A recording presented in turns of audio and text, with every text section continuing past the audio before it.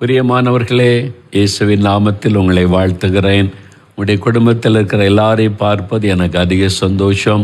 பெரியவங்க, குட்டி பிள்ளைகள் எல்லாரையும் பார்ப்பது. சில வீட்டில் கை குழந்தைகள் இருக்கிறாங்க.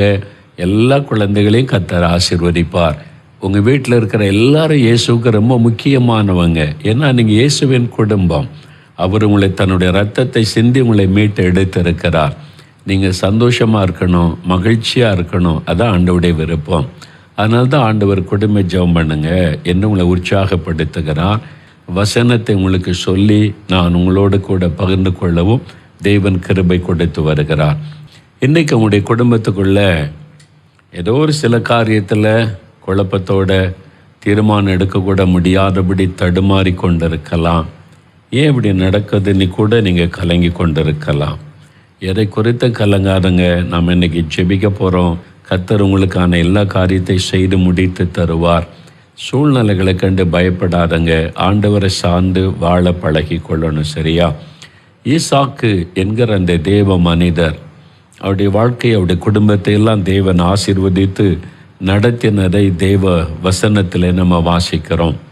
இந்த ஈசாக்குடைய வாழ்க்கையிலிருந்து சில அற்புதமான குணங்களை, சுபாவங்களை நாம் அறிந்து கொண்டு வருகிறோம். இன்றைக்கு கூட ஆதியாகமம் 26ஆம் அதிகாரம் முதல் 6 வசனத்தை வாசிக்கும்போது, ஒரு இக்கட்டான சூழ்நிலையில் கர்த்தர் எப்படி ஈசாக்குக்கு ஆலோசனை கொடுத்தார், தேவனுடைய ஆலோசனையை பெற்று அவர் நடந்ததனால் எப்படி ஆசீர்வதிக்கப்பட்டார் என்பது வேதத்தில் இருக்குது. அப்போ ஈசாக்கு தேவனுடைய ஆலோசனை பெற்று நடக்கிற ஒரு மனிதராயிருந்தார். அது என்னன்னு பார்க்கலாமே. பைபிளை ஆதியாகமம் 26ஆம் அதிகாரம் எடுத்துக்கொள்ளுங்க. பழைய ஏற்பாட்டில் 30வது பக்கம் சில வசனத்தை நம்ம வாசிக்கலாமா? பைபிள் வச்சுருக்கீங்கள்ல? நான் கட்டாயம் பைபிளோடு தான் குடும்ப ஜெபத்துக்கு வரேன்னு சொல்லியிருக்கிறேன்.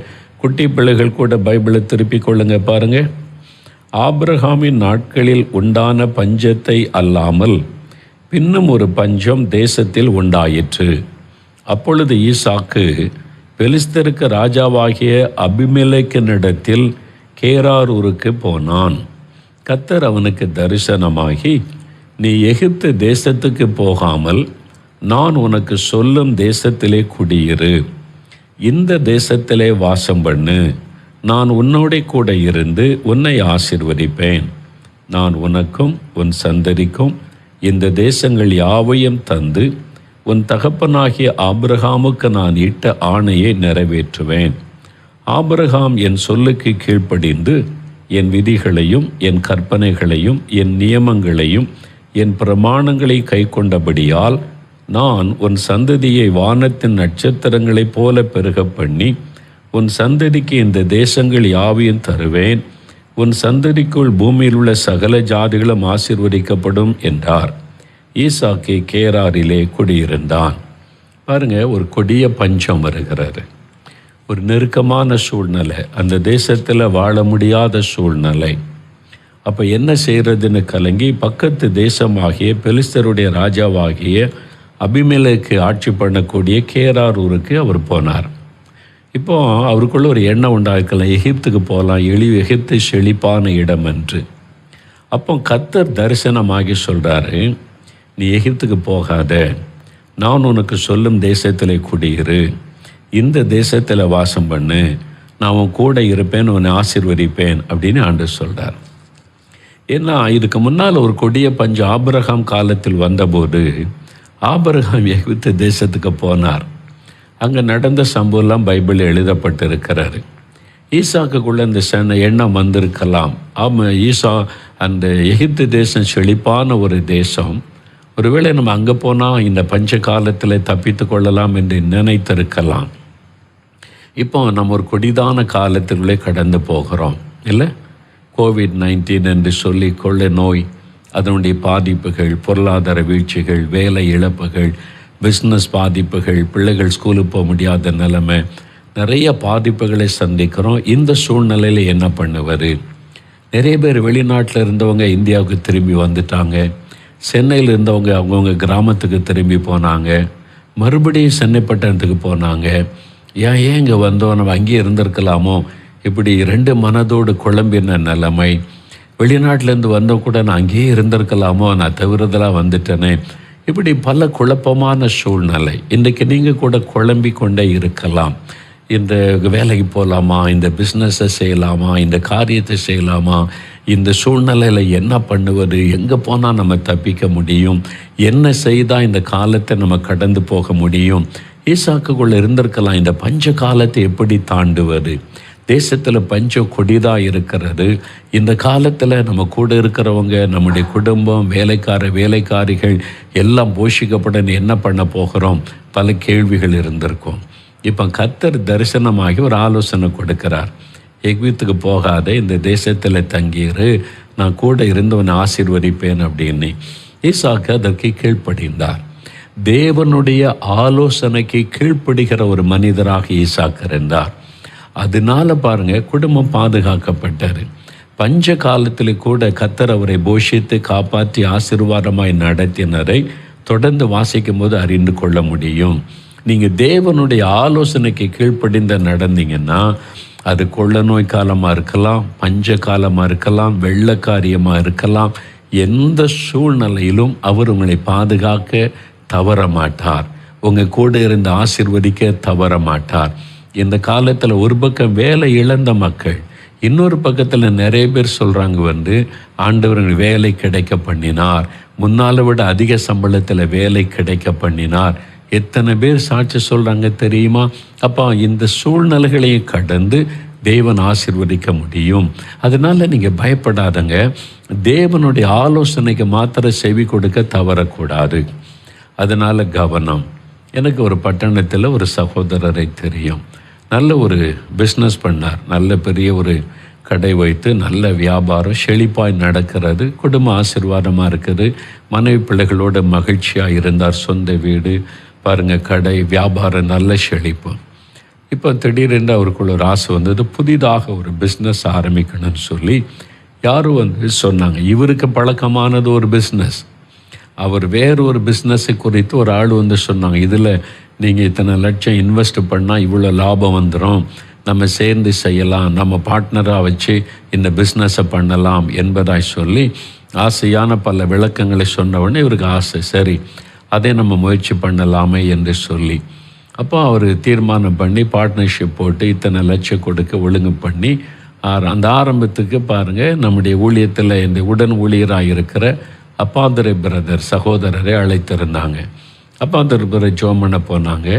போயிட்டு சொன்னாங்க, இந்த பிஸ்னஸ் தேவ சித்தமாக எனக்கு தெரியவில்லை, இது வேண்டாம், இது உங்களுக்கு நஷ்டத்தை கொண்டு வரும், உங்களுக்கு ஏற்கனவே இருக்கிற பிஸ்னஸை செய்யுங்க, அதை விருத்தி பண்ணுங்க, அதுக்கு இன்னொரு பிரான்ச்சு கூட ஆரம்பித்து செய்யலாம், இது செய்கிறது ஆண்டோடைய சித்தமாக எனக்கு தெரியலை, உங்களுக்கு பொருள் நஷ்டத்தை உண்டாக்கும் அவமானத்தை கொண்டு வருவது வேண்டாம் என்று சொன்னார்கள்.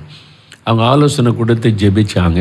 ஆனால் அந்த சகோதரன் உள்ளத்தில் தீர்மானம் பண்ணிட்டார், இதை செய்யணும், இதில் இத்தனை லட்சம் லாபம் வரும்ன்றாங்க, பெரிய பிஸ்னஸ் ஆயிடலான்னு சொல்கிறாங்கன்னு சொல்லி அந்த ஆசையில் அவர் தேவனுடைய ஆலோசனைக்கு செவி கொடுக்கவில்லை. சிரித்து கொண்டே கேட்டுக்கொண்டார். ஆனால் அவர் செய்கிறபடியே செய்து கொண்டிருந்தார். என்கிட்ட வேதனையோடு சொன்னாங்க, நான் சொன்னேன், அவர் கேட்கல பிரதர் சொல்லி. நானும் கூட போய் ஜெபம் பண்ணினேன்.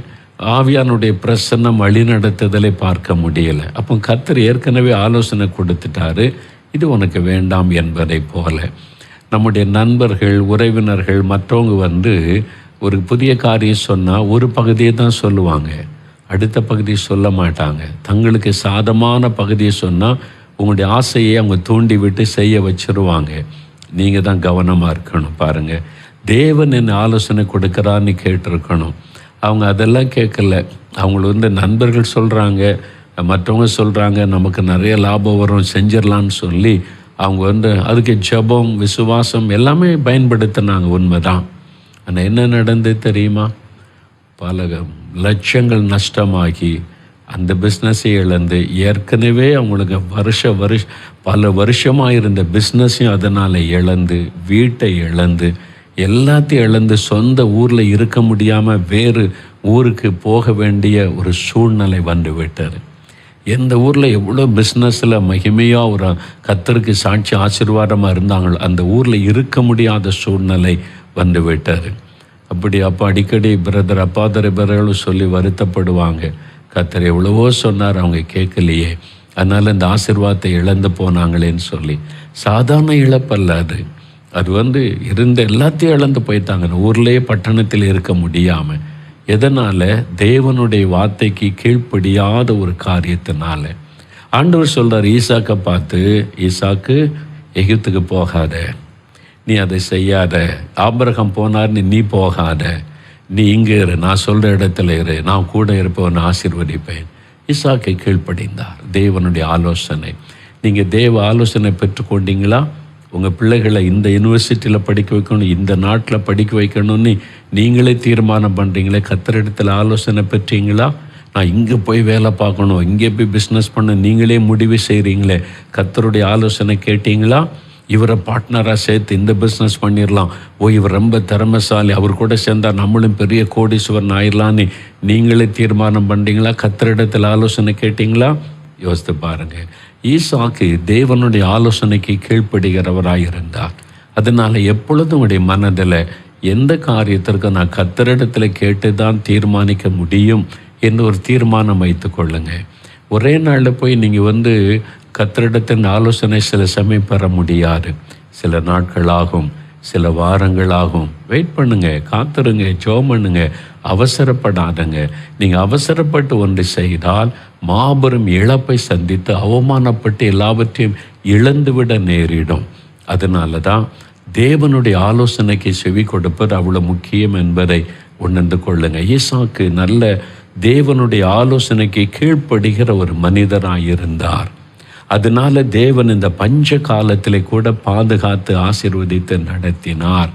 அதனால் உங்கள் வாழ்க்கையில் கூட கொள்ள நோய் வரலாம், பஞ்சம் வரலாம், பயங்கரமான பூமி அதிர்ச்சி வரலாம், வெள்ளங்கள் வரலாம், சூழ்நிலைகள் எப்படியும் மாறலாம்.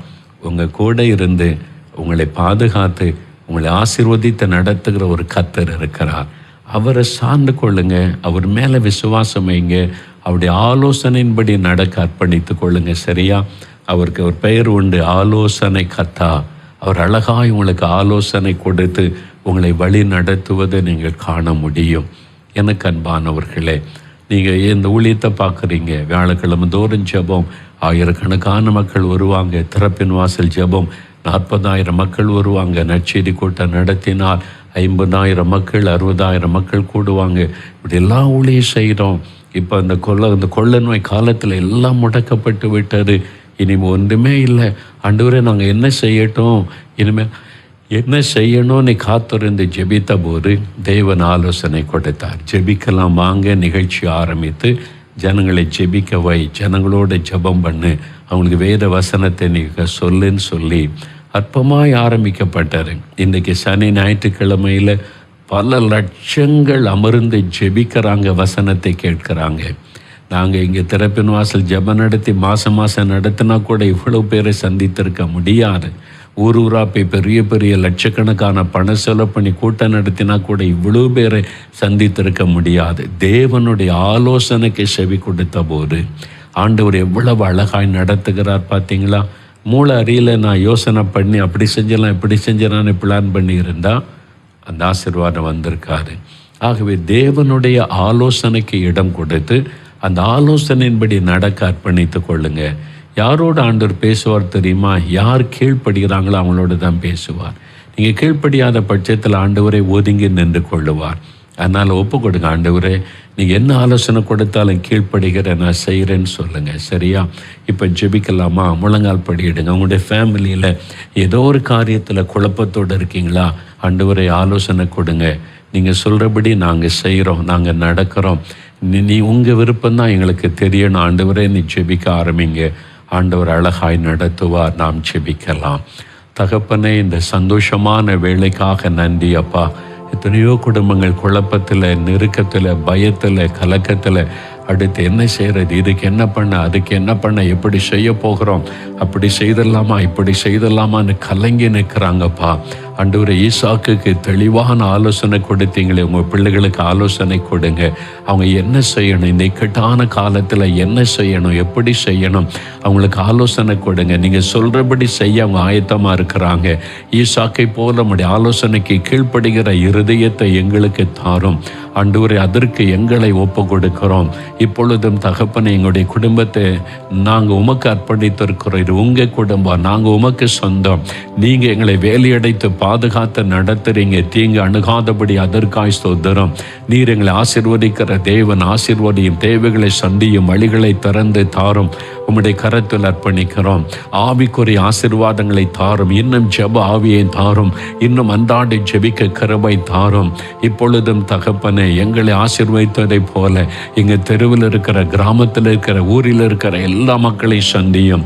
எல்லா மக்களுக்கும் அந்த ரட்சிப்பின் சந்தோஷத்தை தாரும். ஆலோசனைகளை தாரும். சத்தியத்தை அறிந்து கொள்ள கிருபை தாரும். எங்கள் தமிழ்நாட்டில் இருக்கிற 8 கோடி மக்கள் ரட்சிக்கப்படணும். உம்மை அறிந்து கொள்ளணும். அவருடைய மனக்கண் திறக்கப்படணும். இந்தியாவில் இருக்கிற 138 கோடி மக்களுக்காக ஜெபிக்கிறோம். அவங்க என் சகோதர சகோதரிகள், அவங்களும் ஆலோசனையை பூரணமாய் பெற்றுக்கொள்ள நீங்கள் சந்திக்க, ரட்சிக்க ஜெபிக்கிறோம். எங்களை ஆளுகிறவர்கள் மேலே நீங்கள் ஆளுகை செய்யுங்க. நீங்கள் அவங்கள வழி நடத்துங்க. எங்கள் தேசத்தில் சமாதான, நல்வொழுக்க, அமைதி காணப்பட ஜெபிக்கிறோம்ப்பா. தகப்பனை, பாவங்கள், துன்மார்க்கங்கள், அசுத்தங்கள், லஞ்சங்கள், அநியாயங்கள், மதுபானங்கள் எல்லாம் ஒளியேற்றும். ஒரு மாற்றப்பட்ட, பரிசுத்தமாக்கப்பட்ட தமிழ்நாடாய் நாங்கள் காண உதவி செய்யும். ஆண்டவர் அப்படி ஆசீர்வதிக்கிற அன்பிற்காக ஸ்தோத்திரம். எங்கள் ஜெபத்தை கேட்டதற்காய் நன்றி. இந்த வாரத்தில் எங்களுடைய குடும்ப தேவைகள், பிஸ்னஸ், வேலை, எங்களுடைய எல்லா தேவைகளிலும் அற்புதம் செய்து ஆசீர்வதியும். நாங்கள் வேண்டிக் கொண்டதை பெற்றுக்கொண்டோம் என்று விசுவாசிக்கிறோம். இயேசு கிறிஸ்துவின் நாமத்தில் ஜெபிக்கிறோம் பிதாவே. ஆமேன், ஆமேன். என் ஆத்துமாவே கர்த்தரை சோஸ்திரி. என் முழு உள்ளமே அவருடைய பரிசுத்தமுள்ள நாமத்தை சோஸ்திரி. என் ஆத்துமாவே கர்த்தரை சோஸ்திரி. அவர் செய்த சகல உபகாரங்களை மறவாதே. ஆமேன், ஆமேன்.